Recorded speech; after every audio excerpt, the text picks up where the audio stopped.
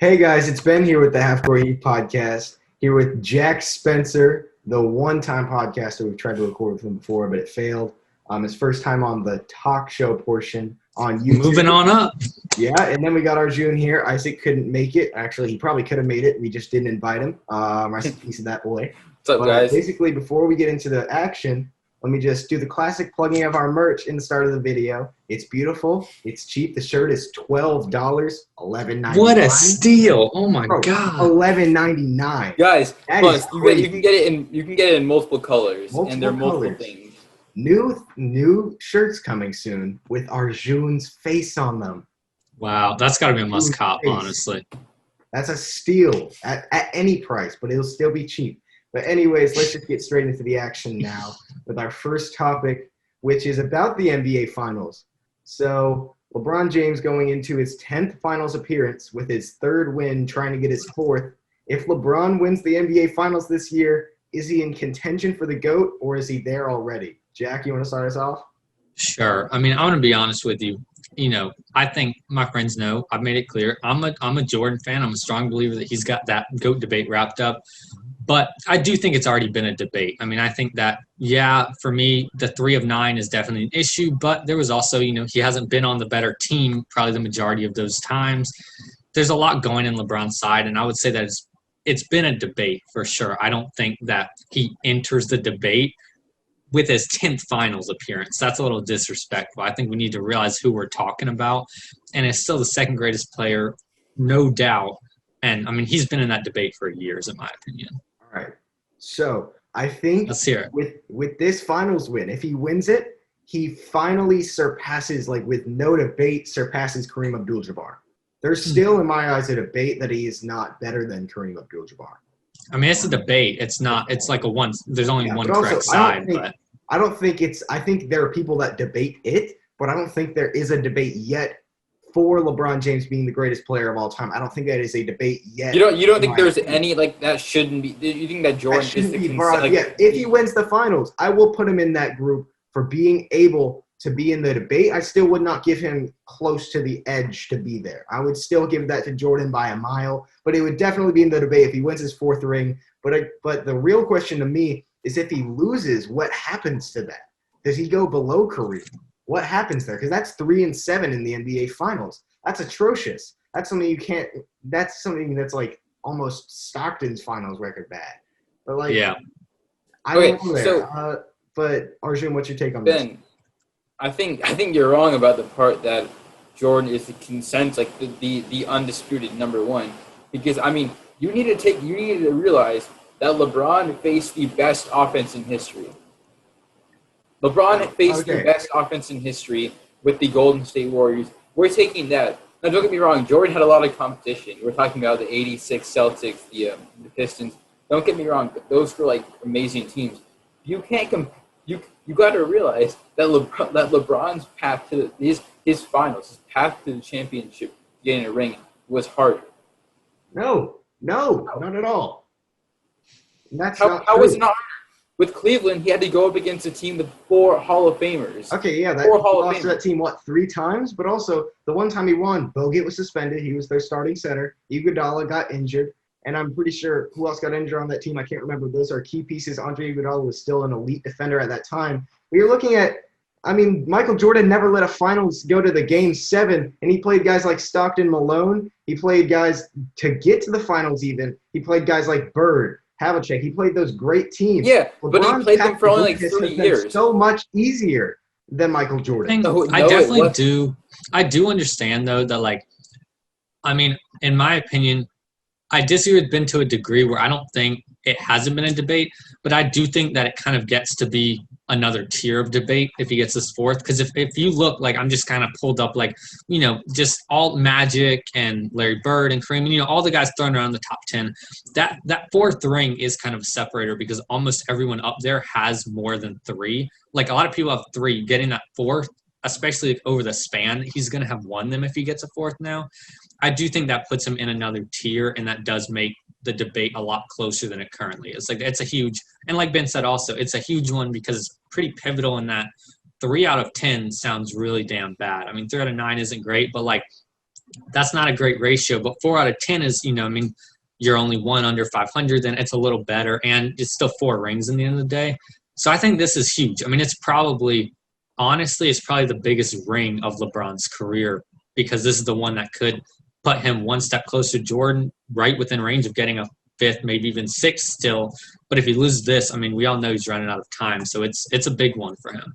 Yeah, I think that even if he does win, I agree with everything you say, but we got other people that just like that are going to say that he was carried by Anthony Davis. That for sure, no, he's going to be disrespected no matter what. And same thing is, if we're honest, and like I said, I'm no LeBron fan, but if he wins in 5 or 6, you know, like I think they should, then people are going to say, oh, well, he was playing a much worse team. You know, it wasn't the Clippers, so that was expected. And if he loses, they're going to say, oh, my God, you know, he lost to an awful team. Like, how could he lose to a team like the Heat? You know, yeah, like, that Heat team's amazing. It's a double-sided sword where either way, though, okay. people are going to criticize him. So do you guys think that there is an asterisk on this year and the competition that they're facing no matter who wins? Is this an asterisk year? Like, will this be less of a championship to whoever wins? I think it should be an asterisk, but not necessarily in a negative way. I think it's just different. Because my thing is, like, at first, I absolutely thought that. I was saying, wow, you know, it's not going to be the same. It's like now teams have gotten healthy that weren't healthy previously. But honestly, I think after seeing the level of play, I mean, I don't think anybody's really benefiting more than others. So, yeah, I think you have to put some sort of asterisk on it because it was a weird one-time only situation. But I don't think it was necessarily an easier ring by any means. And in some ways, it was probably a lot harder for guys. And I mean, yeah, like if people will bring out, if LeBron wins, speaking of the LeBron slander, that's outrageous. If LeBron wins, people will be like, oh, but he faced terrible competition. Meanwhile, people like me, I will admit, I said that the Blazers were one of the most lethal 8 seeds of all time. They were. And then LeBron dismantled that 8 seed.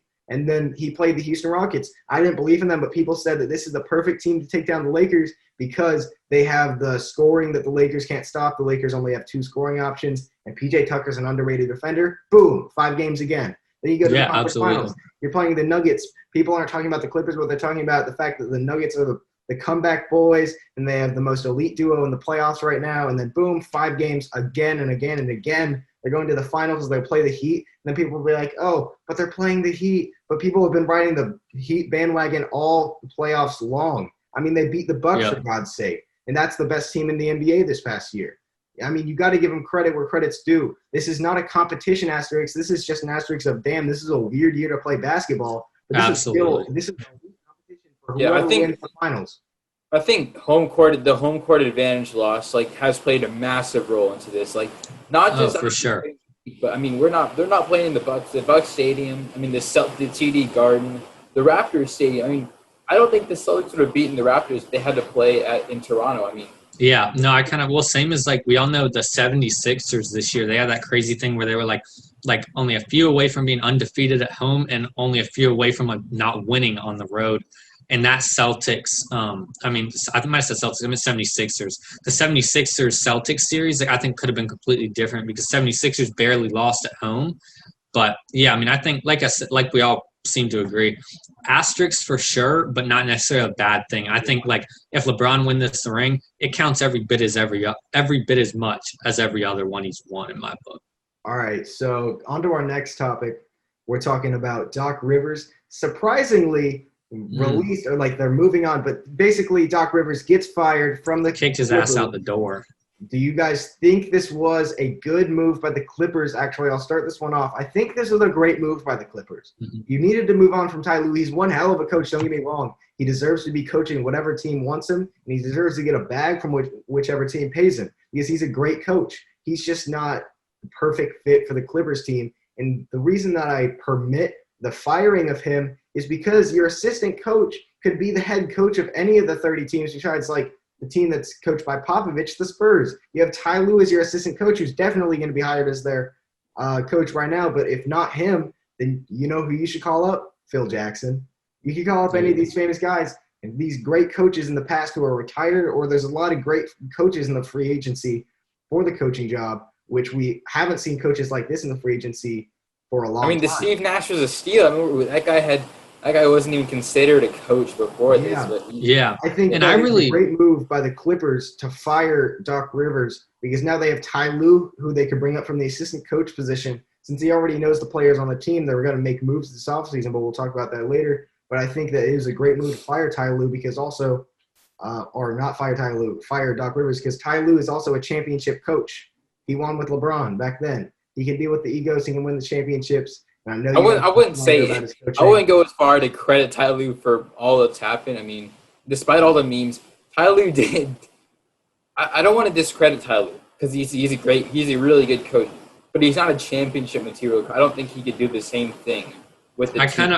I'm with you there. I'm not sure I would really put him in that upper bracket of coaches in the league. I do though. I agree with Ben. I think definitely a good move. He's coached now, I think it's 23% of all 3-1 leads blown in the playoffs or something like that. Like, ultimately, that is at least, half on the coaching, in my opinion. Like, you have 3 games to close it out. Yeah, Kawhi threw up a clunker in Game 7. Yeah, Paul George basically was just shit. But, ultimately, you get 3 chances. We know they were the better team because they were up 3-1. I mean, you won 3 out of those first 4. All you got to do is win 1 more. And he's done it in the past before, so it's not the first time. And I think it was – and the thing is, like you said, good coach, but I think that was about as much as they were going to get out of him. If you want to go to the next tier to really, push for the finals, I think you need another move. And honestly, I really wouldn't mind if they pass on Tyronn Lue and do something like – I was a fan of what the Nets did. I think it's kind of disheartening to see the same mediocre coaches get passed around sometimes. Not that Tyronn Lue – he's fine, but, I'm not sure, guys like Tom Thibodeau. I'm not sure if he's going to be able to, elevate them to the next level and really give them anything that, the current guy couldn't. So, yeah, I think they need to, look at all your options, look at guys who aren't coaching right now, be it retired coaches or retired players. But I definitely think it was the right move for that franchise. All right. So we'll move on to our next. Wait, Ben, I haven't gotten my. Yeah. Get your take in. That's my bad. Yeah, I think I'll keep this short, but I think that the idea of taking out Doc Rivers, I think I'm a fan of Doc Rivers. I think he's a great coach, but I think he's choking the playoffs. That's the problem. And I feel like looking at what could happen to the Clippers, do we think? I'm asking you guys just this quick question. Do you think that we can directly put the blame on the coach? Because a lot of the Clippers players are putting the blame on the coach, which I think is unfair. I think that you guys think that Doc Rivers was majority the reason why they lost. No, not at all. I wouldn't say he's the majority. I do think it's a pretty good split between coaching and players, though. Like I said, only because a big factor of me saying that I think is that he's done it before. If this was a one-time thing, sure, but it was the more talented team. They should have closed. And but it really was to me, the more I think about it, actually. HERRO played way more than he should have in that series. We all know that. Rivers went to him instead of Zubac every single time, and that is just a coaching thing. It's not – HERRO also didn't play well, so that's partially on him. But he couldn't guard Jokic. That's the thing. It's not his fault. Zubac was a better matchup there. Not that he necessarily would have done much either, but, you might as well give the dude a shot. It's not like HERRO's stopping him, so – but, yeah, I think it's a pretty good split. The players definitely let him down, but at the same time, there were some questionable decisions, and I don't think Doc really did anything that made me think, wow, way to adapt and try to win the series when you're struggling. He kind of just let them blow the lead. But, yeah, I think our next couple will get a little heated, hopefully, because I love the heated debates. But let's move on to our next topic, which is about James Harden and Tracy McGrady, and the question is simple here. Which player would you rather have, and which player is the better player all time? Now, actually, if you guys don't want to start this one off, I will. I will take Harden easily. I don't really think it's a debate on who's the better player. I think Harden is the far, far better player. You look at accolades, you look at statistics, you look at basically everything, every statistical and non-statistical category, and you can basically give it to James Harden. James Harden is the far better player. They're both known for scoring, and James Harden does that so much better. You look at the statistics, James Harden has more scoring titles, more MVP. He has an MVP that Tracy McGrady doesn't have an MVP. He hasn't even been top 3 in MVP voting before, and Harden's been in MVP voting top 3 times. He's had Harden's average 30 points in 3 seasons, I think 3 seasons straight, and then Tracy's only done that once in his career. And don't forget that Harden's played half. He's 30 years old. Tracy McGrady's career is done with, and he played way longer than Harden has already. Harden's the only one who's had a 10-assist season of the 2 players listed, and he's led the league in points 4 times compared to Tracy's 2 times. I mean, you look at field goals made, you look at plus minus, you look at every impact stat, you look at every statistic, and it basically goes to James Harden. There's nothing really I can give here to Tracy McGrady besides dunks and a little bit of defense. This is easily James Harden, in my opinion. You guys can go ahead. All right, I'll actually start this one off because I think your opinion that the whole thing about every statistical category is complete bullshit. You want to know why? Because I've been giving the case of James Harden, and we've been debating about him, and you have always brought up the fact that James Harden's numbers, his percentages, are pretty bad. I mean, he's shooting 37%, 38% from three. That's not a high percentage. That's not a high percentage. Now, let's look at beyond stats. We see Harden, for a majority of his career, he's been a high usage player on a D'Antoni-led offense. That's going to generate. I see his stats as. I think how many points he's averaging is great, but I see it as kind of inflated. We're looking at T-Mac. His career was cut short from injury, but during T-Mac's prime, he was averaging around 50% shooting with 32 points per game. He had about 7 rebounds and 5 assists. I see T-Mac is way more explosive. You're telling me that James Harden's better in every statistical category. T-Mac is way more efficient. I think that he's had Shaq on his team, so that's not even that fair. He's had Shaq on his team. He's had Vince Carter. He's had other great stars. For James Harden, it's just been him. He's been leading the offense. T-Mac has had his share of the spotlight, so of course he's not going to have as many points. But you see, you're giving another reason for James Harden to be the better player. You're saying that Tracy McGrady wasn't the best player on his team. James Harden has had great players like Chris Paul. He's had players like Russell Westbrook recently. For a longer period of time, James Harden has had this, like when he left Oklahoma City. No, but then like you're just looking at like basic shooting percentage. But then you look at plus minus, you look at value over replacement rating, you look at all the statistics that talk about impact and how they impact their team. His plus minus, Harden's 6th all time in plus minus, McGrady's 18th. That's high. Okay. We got to be a little careful about impact a team. Like impacting the team to like losing the playoffs in the second or third round every time is not that impressive. I'm kind of with Arjun. First of all, I think Harden's a better player. I'll say that. But I don't think it's absolutely no debate, like you mentioned. I'm with Arjun there, where I think it absolutely is a debate. Harden, I would say, yes, is a better scorer, but there are definitely some points that T-Mac gets, such as efficiency. You said a little bit of defense. That kind of implies Harden really plays any at all. The only defense I've ever seen him play is when he reaches around to poke the ball out after he's let the guy down the lane. And, I mean, ultimately, like I said, T-Mac's career was kind of cut short. We don't know what that would have been. We do know that Harden has gone on to basically best case scenario every year is getting massacred by Curry in the conference finals. That's what he's done for he's also like 5 years straight now. Years and years ahead, especially with the way he plays. You telling me right now? You want to tell me he'll see one NBA Finals in his career? Yeah, exactly. Shut the hell up. He's not seeing any finals. I'm telling you. I mean, look, I got nothing against Harden. Okay, like I like him. He can score, but he's not efficient. And the way I'm also going to say the way he benefits from the game is a lot different than the way it was called and stuff. Like he's taken 3 or 4 more free throw attempts from what I'm looking at right here per game, like in their prime compared, like right there. Yeah, it's 2, 3, 4 more every single game. Over all their careers and different seasons stuff. And it's like if you want to swap them and put that 2002, 2003 T-Mac in today's league, I'm convinced he'll still go for 32. You put Harden back then, he's not getting the same free throw calls and everything. It's a bit of a harder league to play in. I'm not sure he's going to be able to put up 36 or whatever he did this year. I mean, we're looking at 35% from three-point shooting. Field goal-wise, he shoots barely over 40, barely under. He shoots like 44%, 43% from the field. I get it. He's a high usage player. That's kind of adding to my point. In field goals, while McGrady's 83rd, and he also played like double of what Harden's already played. Harden's the way better scorer, and that's what both of their games are basically revolved around.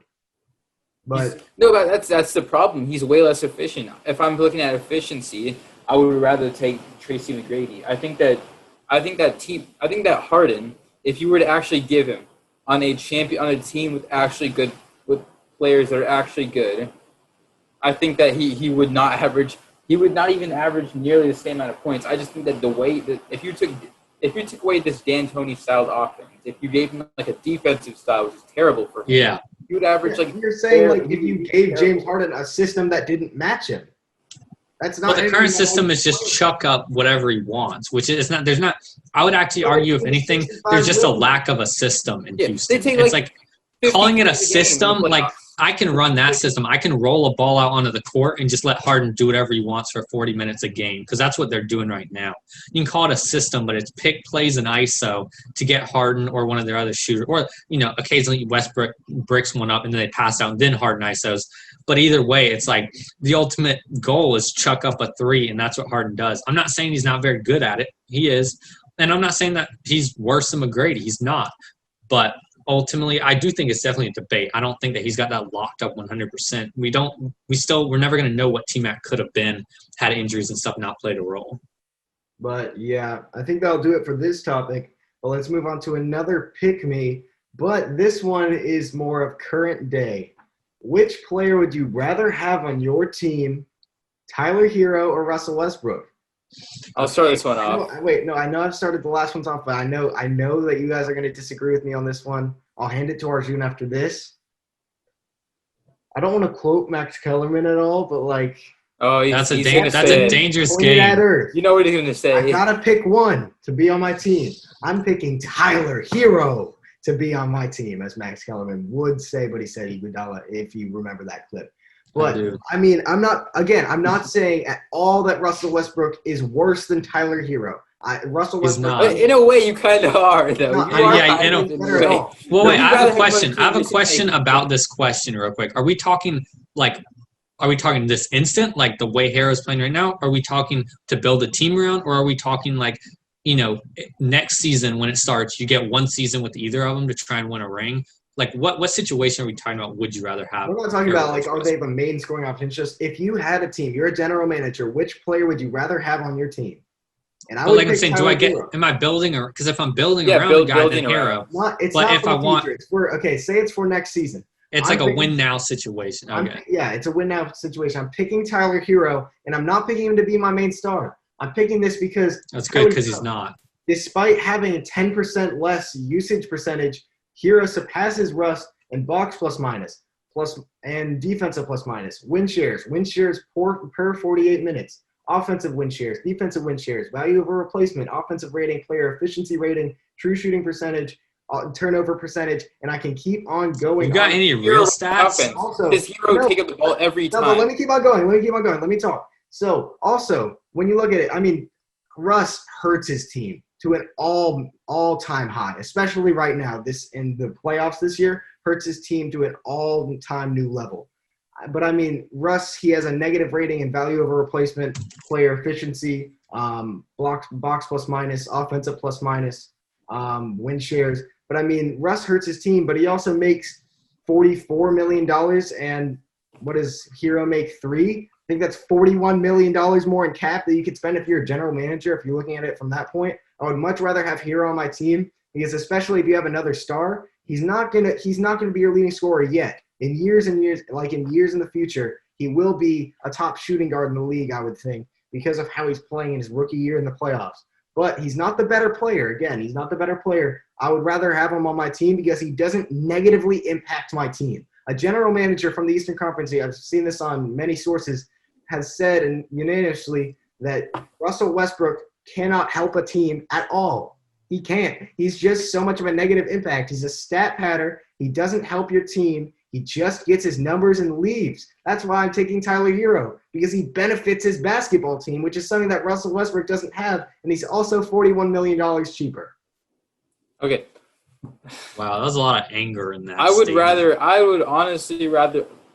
rather have the former MVP on my team than a 20-year-old kid. Want to know why? Was he the 6th seed that year? Maybe. I don't care about money at all. I care about what he's going to give. You see, negatively impacts the team. Let's look at the OKC 2017 team. This is a team that was 6th in their Western Conference. This is a stacked Western Conference, a really competitive one. He took a young Steven Adams. He took a Andre Roberson. He took a terrible team to a 6th seed. Now, I think this Westbrook does not negatively impact their team. I think the Houston Rockets have their own share of problems because their center is P.J. Tucker. They lost Clint Capella. I think that team with Clint Capella was really good. They fell short of a finals. They couldn't get past the Warriors, but they put up a really good fight against the Warriors. Of course, I think that's it's too bad. I'm not saying that, oh, poor Rockets, they didn't make it. That's their fault they didn't make it. But look at these stats. Russell Westbrook's averaging 27. He's averaging 8 rebounds, and he's averaging 7 assists. You can say it's just stat padding, but it's not stat padding. There's a difference between stat padding can show. Okay. Wait, yeah, it's not stat padding. It's more just empty stats that don't do anything for your team because he still does negative impact to your team. That's the problem. I think that's just I mean, it's if you're looking at this year's playoffs, then Westbrook definitely was not helpful. But I'm kind of on Arjun's side that I'm not sure if besides like LeBron James or Kawhi or some like literally a top 3 player, who the hell is going to be able to help the Rockets anyways? They have so many issues. I can't look at that franchise and be like, wow, look, it's PJ Tucker or like Harden. Like everybody on that has so many issues. Like I mean, I think like we all knew they were kind of doomed to fail, just like every year. They never had any serious shot in the playoffs anyways. That's not Westbrook's fault. They fell short. It's Westbrook's fault. But for Tyler Herro, I feel like Tyler Herro is more likely, although he dropped 37, you're not going to talk about the fact that he went 2 for 6 the very next game. Don't get me wrong. I love Tyler Herro. He's 20 years old. He's 20 years old. Westbrook's consistent. He'll go 2 for 6 from 3 every single game. And so it's come on. Yeah, I mean, wait. But no, honestly. Jack, I'm just going to say one quick thing. Yeah, no, go for it. Your point. But Russell Westbrook he's a superstar. He's already proved himself. I'd rather have a guy. Like, there are not many point guards. You can call stat padding, but he can really lift your offense. I'd rather have – I think that there are multiple guys at the shooting guard position that are better than Tyler Herro right now. There are guys better than him, but they're not many better like Russell Westbrook. You kind of get I think – I mean, I don't know. This is a tough one because I absolutely understand the idea of like, oh, you want a young guy to build around, whatever. But like, I mean, it's hard for me to not see this as disrespectful because like I said, we're talking about, I mean, what, three seasons of averaging a triple-double, I think? Former MVP. I mean, Russ is the real deal. I know he's struggled some, and I'm not a big fan of him. I mean, I wouldn't want him on my team personally. But if I was a GM in a win-now mode, the reality is I do think that Russ is he's guaranteed to give you, what he's going to give you. He's going to hustle. He's one of, if not the hardest working players in the NBA on the court, maybe second only to Herro's teammate, Jimmy Butler. But besides that, I mean, he's a more consistent scorer. He's a better rebounder. I'm not sure I'm going to say better passer, but he gets more assists. And I mean, and I love Herro. I mean, he's going to be a star. I'm with you there. But I think there's definitely some recency bias here. And just because Herro put up 37 in one game does not mean, he's instantly a second option on a championship caliber team or anything. Yeah, I wasn't saying a second option. If I had to pick one of them to be the main stride on my team to win a championship, of course I'm picking Russell Westbrook because he just produces more. But if I'm picking one to be on my team as a general manager, I'm picking Tyler Herro because he just doesn't hurt my team like Russell Westbrook does, especially in the playoffs. But let's move on. I think, Jack, one of the main reasons he wanted to come on again was because he wanted to apologize about what you've said about Jimmy Butler in the past. But basically, the topic here is NBA Finals predictions. But before we get into that, I think you have to make your formal apology. Yes, I'd like to. I'm sorry. I think where to start here. I've said some disrespectful things about Jimmy Butler before. I question his ability to lead a team. I question his ability to score. I was not very kind to the man. And I'd like to take it back because, to be fair, I did attach a contingency. I think I said in that episode that we recorded a while ago that if he could prove that he could – I think at the time they were playing or had just beaten the Pacers. And I was saying if he can show me in the next series that he can lead, if he can at least make it competitive, then, it would be a different thing. But right now I just hadn't seen much from him. But in that time, I'll admit, I've seen some stuff from him. I've been fairly impressed, They exceeded expectations by a pretty good margin. And there's no real reason to doubt Jimmy at this point. So I would officially like to make amends and apologize to Jimmy Butler because I was wrong. He's the real deal. You officially say you would rather have him on your team than Bradley Beal. No, of course I'm not going to say that. Are you kidding me? What? He's very good, but I'm not right now. If I'm the Wizards, I'm not trading Jimmy Butler for Bradley Beal. I like what we've got going on. You're never going to get me to disparage Bradley Beal on this show. I'll tell you that right now. I'd rather have Bradley Beal than Michael Jordan. I'm with Jack on this one. He's averaging 30. But Beal just put up 30 a game. Yeah. Would Bradley Beal be in the championship right now if he had a year with this Heat team? No, absolutely not.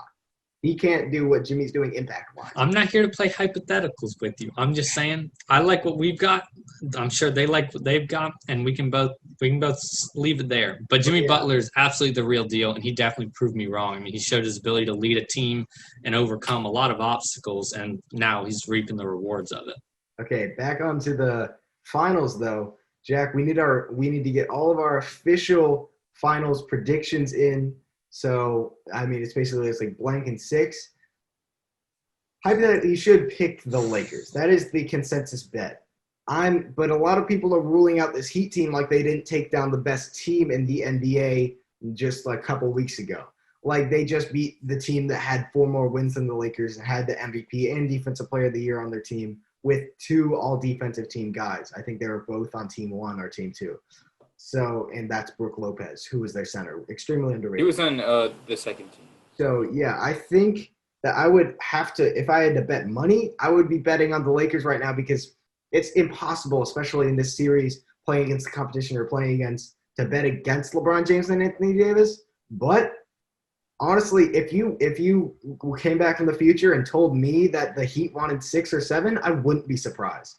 Because, I mean, Jimmy Butler and this Heat team are extremely underrated. They are the underdogs. That's why they're so lovable, because everybody loves an underdog, right? I don't think they're underrated at this point. A lot of people. At this point, people are finding out who they are. But I mean, they've always been the underdogs. I thought, and most people thought, they wouldn't even make the playoffs this year because you were like, oh, they signed Jimmy Butler. And it's like you're adding that to a young boy. No, for sure. The point of that, they make the 4 seed. People are like, oh yeah, but they're playing the Bucks next round. Beat the Bucks with the best team in the NBA, with the best player in the NBA, arguably, and then they go to the Eastern Conference Finals. They go to the finals, and now they're playing LeBron James, the King. I'm gonna make my prediction as Lakers in 7, but don't go against the Heat. Okay, I'll give my next prediction. I think that the Lakers. I would probably go with Lakers in 6 because, of course, I don't want to count the Heat. But if you guys are watching the Heat versus Celtics series, towards the end of the series, the Heat started relaxing their defense, and it became like so easy for them to score. For like the first couple quarters, for the first 3 quarters, Celtics just fell apart. But if you're watching the game, the last 2 games, the Celtics could score pretty much at ease. It was just ease. They could just dribble. They could take 3 dribbles, and they could get past great Jay Crowder. So the Heat need to improve on the defensive end. They're a great defensive team, but I think that I don't know if Bam Adebayo is gonna. I mean, if they're gonna, depends on if they run a zone or not. I just think that the Lakers have more weapons. If Jimmy Butler, it's either they run a zone or a man-to-man. If they run a zone, I think the Lakers are gonna absolutely blow them out, maybe in 5. Yeah. If they run man-to-man, it'll be closer. Before Jack gets his taken, also what a lot of people have been talking about, the Nuggets, the Rockets, none of them really had the matchups defensively to guard LeBron James and Anthony Davis, especially not the Nuggets. But then, Murray was guarding LeBron James a lot of that series, and that didn't work out. But then you look at Jimmy Butler guarding LeBron James is almost a perfect matchup for the Heat and for anybody in the NBA. And then you go to Bam Adebayo guarding Anthony Davis. That's another just about perfect guard right there. I mean, and then the Lakers. So if the Heat play it correctly, then they could, if the Heat play man defense and they try, then this is an easy, it's going to be a good series. But I mean, if the Heat play good defense and they also play good offense, if Jimmy Butler plays consistent offense, I'll give them this. If they do play the man defense and do it effectively, I'm not saying they got to shut down Braun and AD, but if you can get them each going on separate nights where only one of them is going off each night, because you're not going to stop both of them, then you're going to have a good chance. But then if Jimmy plays consistent offense, if HERRO plays consistent offense, and I mean, I don't doubt Duncan Robinson will, then you And that's the thing, they haven't been playing consistently at all. Like if you look at the box score, like Duncan Robinson went 0 for 5 one. They'll have some games where HERRO go crazy, and Duncan Robinson will go crazy, and some games both of them will just be terrible. But also, last thing before Jack gets his take in. So, I mean, like, when you look at all their scoring options, they're probably the deepest team that could have faced the Lakers, which is the one thing that the Lakers really don't have is depth. I mean, Bam Adebayo's I would say now he's their third scoring option with how HERRO stepped up, and he scored 32 right on your head, Arjun. He sent your team home with 32 points. He stepped up big in the fourth quarter. You have HERRO's going off for even bigger than his rookie season, which was already a good rookie season. You have Duncan Robinson who lit you up. I mean, this whole team can light somebody up besides, like, Solomon Hill, Kelly Olynyk. I mean, like, there's players who can't light them up, but, I mean, the Lakers have two players Iguodala. Points. I want Iguodala. He went 4 for 4 the other night. Yeah, we actually should talk about it. But, yeah, Jack. Okay, so, yeah, I mean, it's tough because I'm kind of, I think, in the same boat as you and every other NBA, basketball fan, where it's like it should be an easy decision ultimately, in my opinion. I mean, the Lakers are the obvious choice. Yeah. And I'm going to say Lakers in 6, but I mean, it's a tough call for sure. I think the Heat are hot right now. And the thing is, I think the Heat, I mean, we all know, like, the basketball, especially the finals, the mental game is that's a real thing. And I think that they've lost kind of all fear. They don't really think that they're the underdogs anymore, if anything. I think that they think they can win every series. They know coming into this one, they've got what it takes. They've shown it already. They could do this. And I do think that that's crucial for the Lakers to snuff out. I think that they need to assert themselves.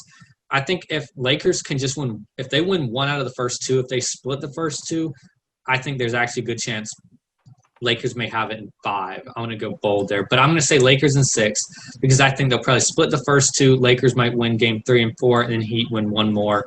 But I do think it's all about the Lakers have to snuff out any kind of confidence the Heat have coming in and just assert themselves as the better team. Because right now I don't think the Heat really – I mean, if I was Jimmy Butler, if I was supposed – all of them, I wouldn't be respecting anybody as like some alpha. I'm not going to look at the Lakers and say – there's a 1 seed, we're coming in, we just got to do our best. You got to go into that thinking you can win it because they can. Jimmy Butler is not going to go into any series thinking he's going to lose. That's the exactly. I mean, his mindset at this point is like they're planning to take him down, but I'm going to go Lakers in 6 because I think that's what's going to happen. But I think it's very dependent on those first few games. Lakers have to get out and assert themselves. They have to look strong. Every game the Heat win in that series, I'm a bit of an understatement, but every game they win, they're going to be feeling better and they're going to get closer. Even that first one, even if they go down 2-1, just knowing that they've gotten that first one, I think is going to be tough. So Lakers can get 2 of the first 3, then I feel real confident in Lakers in 6. Otherwise, I think it'll be 7. I think that one thing we need to keep in mind is that the Celtics are great perimeter defensive. They've got great perimeter defense, and the Heat were still bombing threes away. So we can't forget the fact that this Miami team can do everything. They can shoot they can shoot the lights out. Duncan Robinson, like Tyler. I think Tyler HERRO. Every player on their team, but mainly just Tyler HERRO, Goran Dragic, and no, I mean they're deep. Yeah, and also, I mean, I do think Bam is the best match that AD is going to have in the playoffs. I mean, he's certainly better than PJ Tucker. I mean, now that Tucker didn't do a good job on him in 1 or 2 of those games, he did, but Bam's going to give AD a workout. I mean, he's going to have to work for, his 25 or 30, and he'll probably get it, the majority of the games. But I think, like what you said, I think, Ben, where it's like if you can just hold AD to 20, one night and let LeBron get his 25 or whatever, that might be enough to get the game. They just have to suppress one of them. So if he can shoot poorly one game, or if AD, you can hold him to 20-ish, that could be it. So, yeah. But I think matchups are going to be key. I mean, LeBron and AD, obviously, because, damn, I mean, if I'm Miami, I mean, I'm a UNC fan. I love my boy Danny Green. But right now, holy shit. I mean, anytime Kuzma or DG are open, it's like I'm backing off and just double team AD and get that rebound.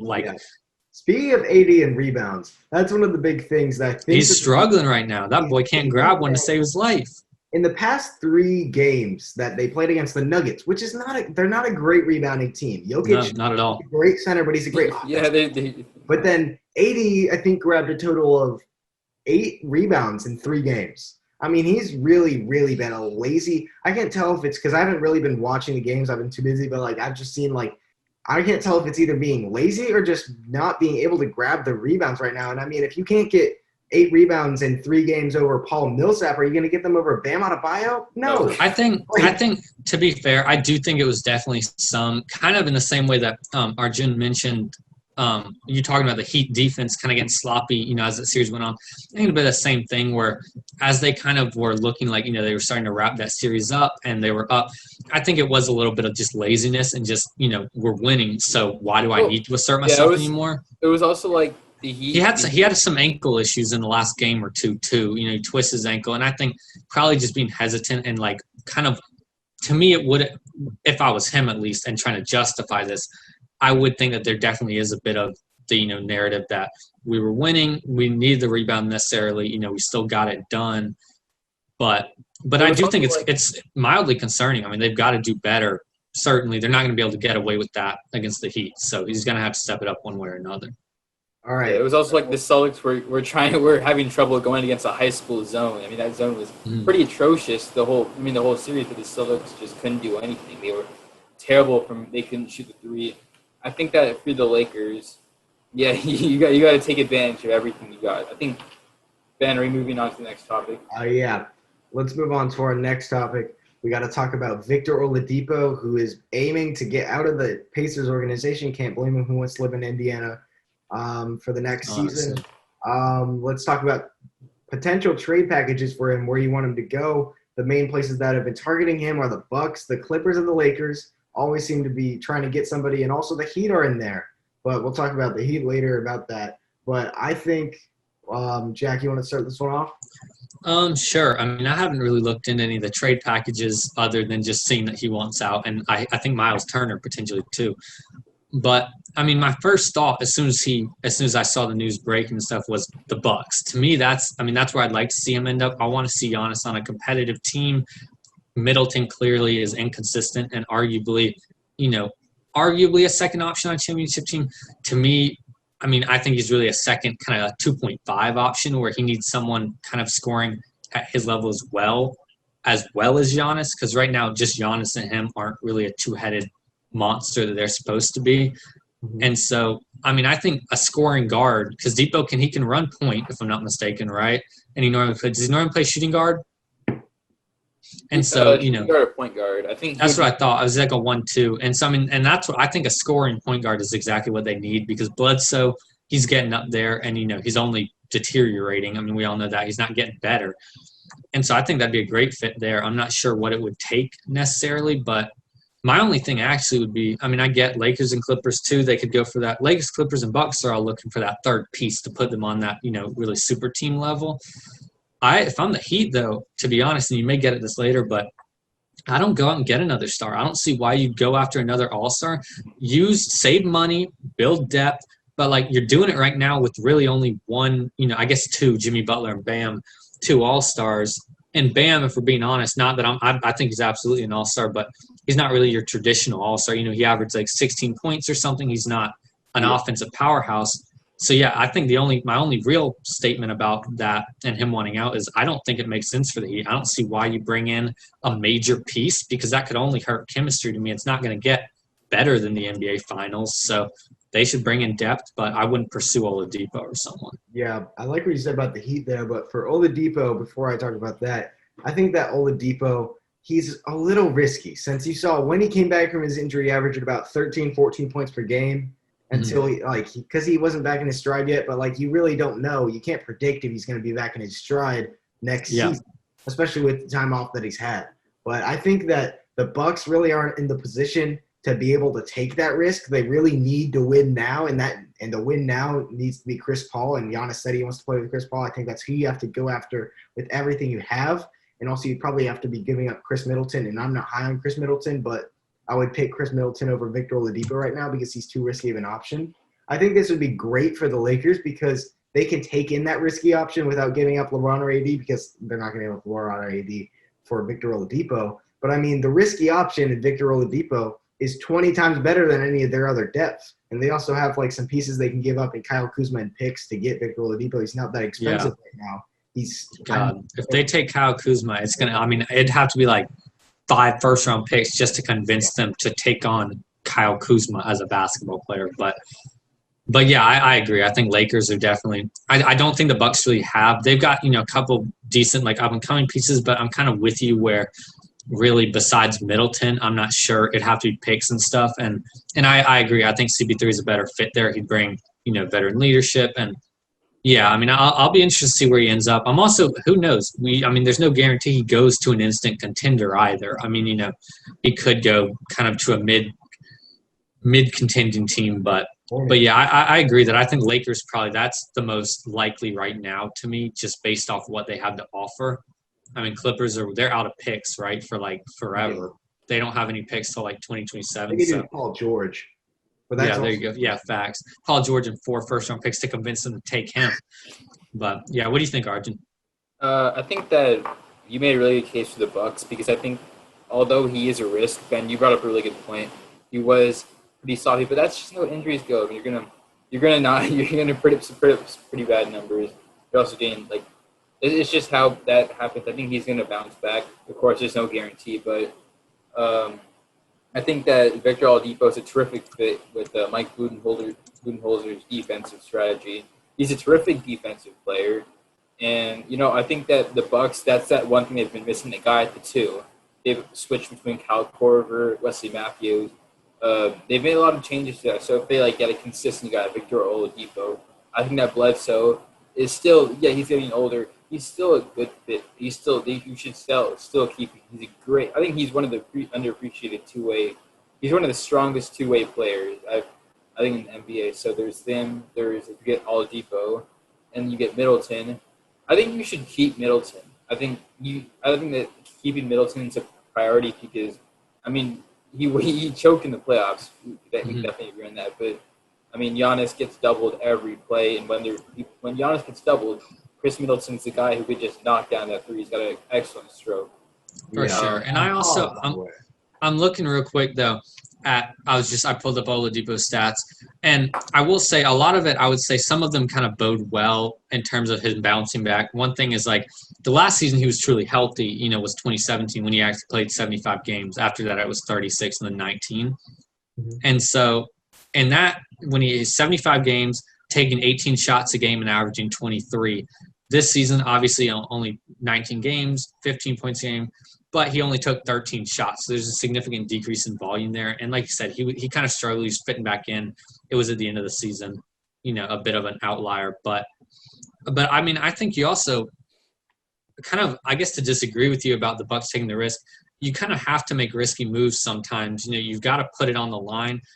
How many teams were afraid of Melo because they thought he wouldn't fit and, he had his issues and he did, but Trailblazers took a risk and it paid off big time for them. He was a great piece to have on their, incredibly underwhelming run when you look back on it, but he really played well for them and he gave them a super good chance. So I think that you kind of do. And the thing is, I don't think there's going to be a better value offer the Bucks are going to be able to get. I don't think you're going to be able to get someone that could potentially put up 20 plus for you at the price Oladipo is going to command right now. Anyone else like that, you're going to be talking an all-star caliber player. You're going to have to pay top dollar. This is kind of your chance to buy low on him. And if I'm the Bucks, I would really look into it because he's also a potentially long-term guy. He's still young. CP3 is ancient. He's got a few more in the tank for sure, but that's as win now as you can get because, his knees are going to go in a year now. Yeah. Oladipo's got a long career ahead of him, assuming he can stay healthy. But ultimately, it is a risk one way or another, and whether they think that's worth paying off or whether a team like the Lakers or Clippers swoop in, that have a little more to help out. I'll be interested to see, but I think he'll help a team for sure. So let's move on.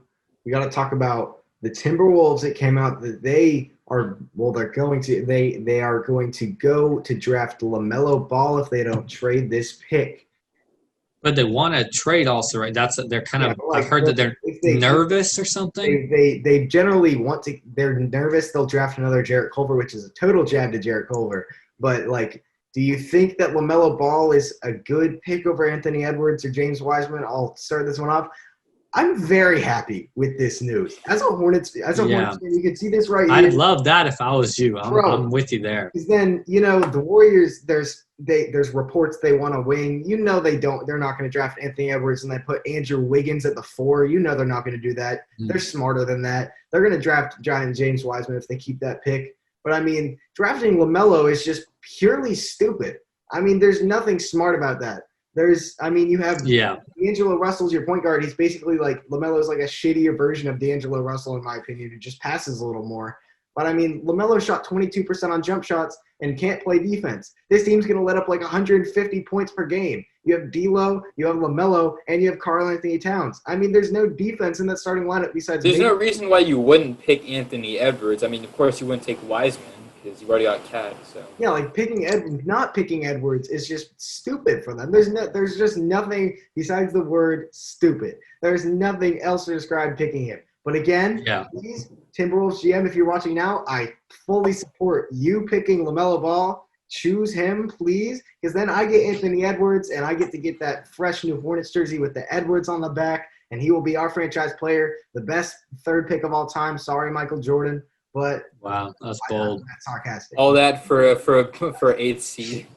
Yeah, honestly. I'll take this one before you get to it, Arjun. I would definitely say I agree with you. I don't really see – I like LaMelo. I think he's got a lot of upside. You can't – to a degree now, you can't teach size. A 6'8" or whatever he is guard, who's a pretty versatile scorer when it's working. But the issue is, as you mentioned, it doesn't always work. He shot 22%. He's struggled, with efficiency and stuff. While I think he's got a lot of upside, I would say you do have to, at the 1 especially, you've got to weigh instant impact and instant ability to, the number 1 pick, you're drafting what should be a franchise changer there. And I don't think LaMelo Ball is that for anybody, certainly not the Timberwolves. I think that you've, like you said, got to weigh upside and you have to look at the other options. Wiseman is a better pick there, and Edwards is certainly a better pick there. But I'm kind of with you, actually. I would say, I love my Wizards, but – and as much as I make fun of the Hornets, I'm from North Carolina. I still like them. I would say if I'm not cheering for the Wizards, I'm definitely cheering for the Hornets. And I'd love to see Edwards or Wiseman in Charlotte. I think that both would really, really help him or help them, But ultimately for the Timberwolves, I don't think that makes any sense. I do think that it doesn't surprise me at all. If you look at that franchise, they're so stupid the way they run that thing. This is it doesn't shock me, but it does disappoint me. All right. So you talked about James Wiseman. I play park with James Wiseman, but that doesn't mean I want him on my basketball team. I don't see a lot of. I'd rather have him over. This is why y'all never make the playoffs, man. It's because y'all be saying shit like this all the time. James Wiseman is probably the safest pick. Probably the safest because we know. He's not Shaquille O'Neal, but he's also y'all's owner has a gambling addiction. You need safe. You understand right? Hornets should be done taking risks on people. Last time y'all take a risk, you paid between $27 million. Anthony Edwards is by far the best player available, especially for the Charlotte Hornets. If you're not talking, even not drafting position, because also the Hornets are targeting Serge Ibaka in the free agency, and I feel like that would be great, picking up him for 1 or 2 years. Especially at the end of his career. He's a great player. He's a great shot blocker. It's just a better Bismack Biyombo. But I think that LaMelo Ball, he just screams bust. He just screams, no homo, but he screams bust. He's just a 6'8" glorified Ricky Rubio. There's nothing that special about him, in my opinion. I'll say I do think, real quick, because Arjun's still got to get his say on this, but I do think that a lot of it depends on – we still don't really know what the 2 and 3, the Warriors and Hornets, we both know both of them need bigs. We can all agree on that, I think, and so it's really only you've got Wiseman, an excellent big, who's going to go top 3, I would say for sure. And then you've got the other route, which is, like you said, going after a veteran like Ibaka or somebody. And, there's still no guarantee to me that the Warriors do I don't think it's out of the picture that they look for a big that's already in the league and try to make a trade. You've got Wiggins as a trade piece. You could take Edwards, add him into Clay and Curry, and then trade Wiggins for a big. I don't think it's likely, but I wouldn't rule it out. Same as with the Hornets, where it's if they did that, Wiseman falls to you, then you can take him and you don't have to go get a veteran big. You've got, you can grow the talent there yourself. So I'm not sure what's going to happen at the 2 or 3. I do think that both of them would be very pleased if the Timberwolves wanted to select LaMelo. I think that's something that every GM in the league would be pretty pleased with, because that's just like, oh, great, another 5 years of the Timberwolves not contending. But, yeah, I mean, I think, like I said, not surprised, but I'm definitely disappointed. What do you think, Arjun? I think that for the most part, I'm agreeing with both of you. LaMelo is. I don't want to underrate LaMelo, because we got to remember he scored like 92 points in the high school game. He's a terrific scorer, but he's also inconsistent. He has the most amount of bust material here. He's so talented, but I don't think just on the stats he just it's 22% on jump shot. It's terrible, but he's got a lot of raw talent. Doing his advertisements, he wouldn't be a first-round pick. Nobody would know about him. That's why LeVar Ball is a terrific dad. Yeah, he's an amazing dad, but his son. He's gotten him. No, I mean, I think the thing is LaMelo. I feel like he'll be one of those guys where it's like, I think very quickly he'll have a good performance and people will get very hyped. I can also absolutely see him, him and Ben Simmons matching up, in the first quarter of the season or whatever, and he's like 2 of 16 from the field, and because his only response to getting guarded and strapped is just, I got to keep chucking him till I dig myself out of this hole. Just like Harden, really. I mean, he is the definition of a volume shooter. I mean, and that'll look good at times, and it'll also look bad at times. But yeah, I don't know. I mean, I would say I think we can all agree there's not really any reason for him to go 1, in my opinion. I get it. He's better than most prospects, sure, but he's not better than Anthony Edwards. He's not better than James Wiseman. That's to me just a fact. Wait, Ben, let me keep going. I think I think that if they would trade LaMelo, I think what they're missing is they're missing a forward. I think they've got a Kogi, who I think he was in the Rising Star. He's in the Rising Stars game. I think they've got some pieces, but they need a forward. I think maybe some guy, some kind of forward that's going to help them out. I think the Timberwolves' problems are much more than they've got. I mean, they've got a terrible coach. Their coach is terrible. I mean, they just don't have great management as a whole. They didn't really do a lot with Wiggins. He was averaging don't get me wrong, he was averaging 20, but they didn't do a lot with him. I think Cat could be all these guys in the Timberwolves could be doing a lot more with their career if they were somewhere else. So I think that LaMelo isn't, of course he isn't, because he, like Ben, I think we said this earlier, he was a shittier version of D'Angelo Russell. So I would say you trade him for a forward. I don't know who, but yeah.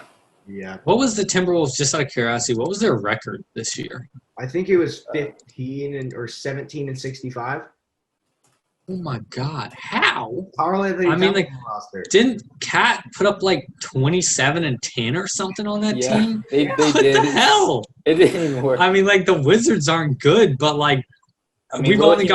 we've got one. Beal only puts up 3 more points than that. I mean, guys, Jesus. They had 19 wins in 45. So I mean, at that point, if we're being honest, it's you're just fighting to not get relegated to the G League. I mean, I think there's no way. I'm gonna officially say. I mean, they could draft Michael Jordan, and I don't think it could help them right now.